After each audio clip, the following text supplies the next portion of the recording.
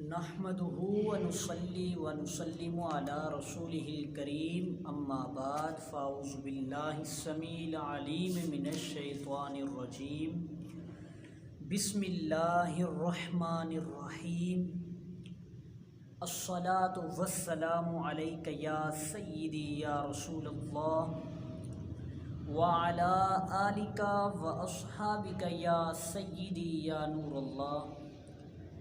اللہ تعالیٰ کی حمد و ثنا کے بعد معزز ناظرین و سامعین، آج پھر ہم آپ کے سامنے چند دنوں کے بعد قرآن مجید برہان رشید کی تفسیر پیش کرنے کے لیے حاضر ہوئے ہیں۔ رب تعالیٰ سے دعا ہے ہمارا یہ سلسلہ ایسے ہی برقرار رکھے اور ہمیں قرآن مجید برہان رشید کی جتنی بھی تفسیر ہے یعنی 30 پاروں کی اس تک پہنچنے کی ہمیں توفیق و رفیق عطا فرمائے اور صحیح طریقے سے سمجھنے کی بھی ہمیں توفیق عطا فرمائے۔ چونکہ ہم نے کچھ دنوں پہلے قرآن مجید برہان رشید کی جو سورۃ البقرہ ہے اس کی 57 آیت جو ہے اس کی تفسیر پیش کی تھی۔ انشاءاللہ آج ہم 58 جو آیت ہے سورۃ البقرہ کی اس کا ترجمہ اور تفسیر پیش کرنے کے لیے حاضر ہوئے ہیں۔ اللہ تبارک و تعالیٰ نے ارشاد فرمایا کہ وَإِذْ قُلْنَا ادْخُلُوا هَٰذِهِ الْقَرْيَةَ فَكُلُوا مِنْهَا حَيْثُ شِئْتُمْ رَغَدًا وَادْخُلُوا الْبَابَ سُجَّدًا وَقُولُوا حِطَّةٌ نَغْفِرْ لَكُمْ خَطَايَاكُمْ وَسَنَزِيدُ الْمُحْسِنِينَ۔ اس کا ترجمہ یہ بنتا ہے، اور جب ہم نے کہا کہ داخل ہو جاؤ تم اس بستی میں، پس اس میں سے کھاؤ تم جہاں سے چاہو تم، راغدن بغیر روک ٹوک کے، وادخلوا الباب اور داخل ہو جاؤ تم دروازے میں سجدہ کرتے ہوئے، وقولوا حطۃ نغفر لکم اور کہو تم معافی بخشش مانگو تم اپنے لیے اپنی خطاؤں کی، وسنزید المحسنین اور ان قریب ہم احسان کرنے والوں کو زیادہ عطا کریں گے۔ سامعین کرام، پچھلی جو آیت میں ہم نے آپ کے سامنے بیان کیا تھا، یہ بیت المقدس کے اندر ایک قبیلہ رہتا تھا، عمالقہ اس کا نام تھا، انہوں نے اس پر قبضہ کیا ہوا تھا۔ تو اللہ تبارک و تعالی نے حضرت موسیٰ علیہ السلام کو فرمایا کہ ان بنی اسرائیل کو لے جائیں، آپ ان سے جہاد کریں اور ان بیت المقدس کو آزاد کرائیں۔ اور جب وَإِذْ قُلْنَا ادْخُلُوا، تو اگلی آیت میں کہا گیا وَإِذْ قُلْنَا ادْخُلُوا هَٰذِهِ الْقَرْيَةَ، اور جب ہم نے کہا کہ اس بستی میں تم داخل ہو جاؤ۔ اب هَٰذِهِ الْقَرْيَةَ، اس بستی سے مراد کیا چیز ہے؟ اس بستی سے مراد وہ بیت المقدس ہے۔ جیسے ہی وہ آئے تو عمالقہ چونکہ بھاگ گئے تھے ڈر کی وجہ سے، اور اس بستی میں ہر قسم کے میوے تھے، ہر قسم کے پھل تھے، طرح طرح کی قسموں کے پھل تھے۔ تو فرمایا جب تم نے اس بستی میں داخل ہونا ہے نا، تو تم نے سجدے کی حالت میں داخل ہونا ہے، اور تم نے اپنی زبان پر حطۃ کا لفظ استعمال کرنا ہے، یعنی کہ یہ کلمہ استغفار ہے۔ حطۃ یعنی کہ کلمہ استغفار کا لفظ تم نے جاری کرنا ہے اپنی زبانوں پر۔ لیکن ان بنی اسرائیل جو تھے انہوں نے ان دونوں حکموں کی مخالفت کر دی، دونوں حکموں کی مخالفت کی۔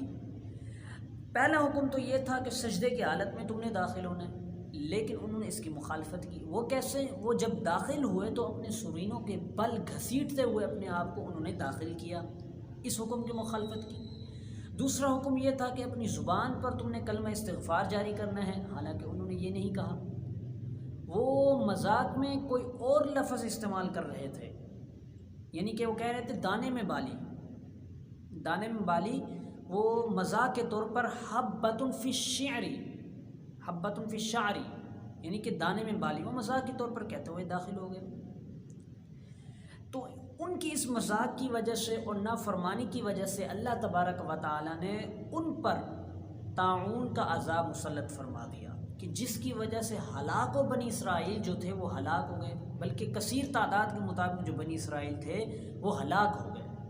اسی آیت میں یہی فرمایا گیا۔ یہ اس کا مختصراً آپ کے سامنے ہم نے مفہوم پیش کیا ہے۔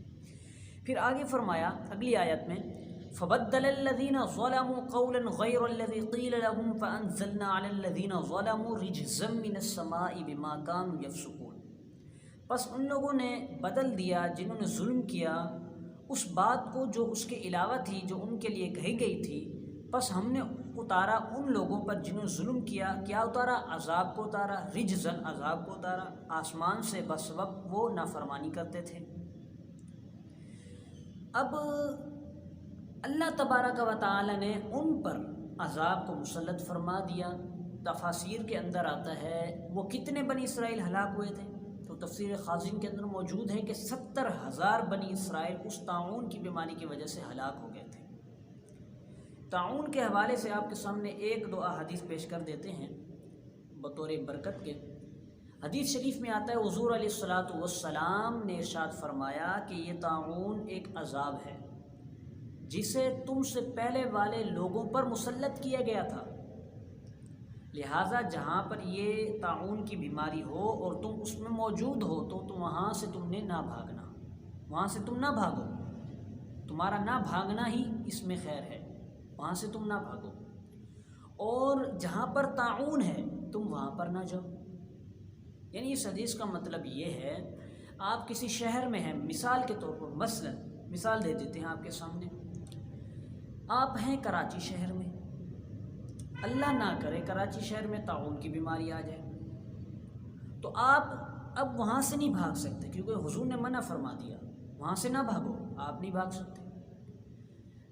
اگر کراچی شہر میں طاعون کی بیماری نہیں ہے، کسی اور شہر میں ہے بھی طاعون کی بیماری، مثال کے طور پر سیالکوٹ کے اندر ہے، طاعون کی بیماری آ چکی ہے، اب آپ کراچی میں ہیں، اب آپ وہاں پر نہ جائیں، چونکہ حضور علیہ الصلوۃ والسلام کی حدیث سے ثابت ہو رہا ہے، حضور نے فرمایا کہ جہاں پر طاعون کی بیماری ہو اور تم دوسری جگہ ہو تو وہاں پر نہ جاؤ جہاں پر طاعون کی بیماری ہے۔ تو سامعین کرام، ہمیں بھی چاہیے کہ جہاں پر طاعون کی بیماری ہو ہم وہاں پر نہ جائیں، اور جس جگہ پر موجود ہیں وہاں پر طاعون کی بیماری آ گئی ہے تو وہاں سے ہم نہ بھاگیں۔ تو سامعین کرام، رب تعالی سے دعا ہے یہ جو میں نے آپ کے سامنے باتیں عرض کی ہیں ان سب کو اپنی بارگاہ میں قبول و منظور فرمائے، چونکہ یہ واقعات ہیں اسی وجہ سے مختصراً آپ کے سامنے تفسیر پیش کر دیتے ہیں تاکہ ذہن کے اندر یہ ہماری تفسیر بیٹھ جائے، ذہن کے اندر مضبوط ہو جائے، تاکہ اس کو سمجھنے میں ہمارے لیے آسانی ہو۔ رب تعالی سے دعا ہے یہ جو میں نے باتیں عرض کی ہیں آپ کے سامنے ان سب کو اپنی بارگاہ میں قبول و منظور فرمائے۔ وما علیہ الا البلاغ۔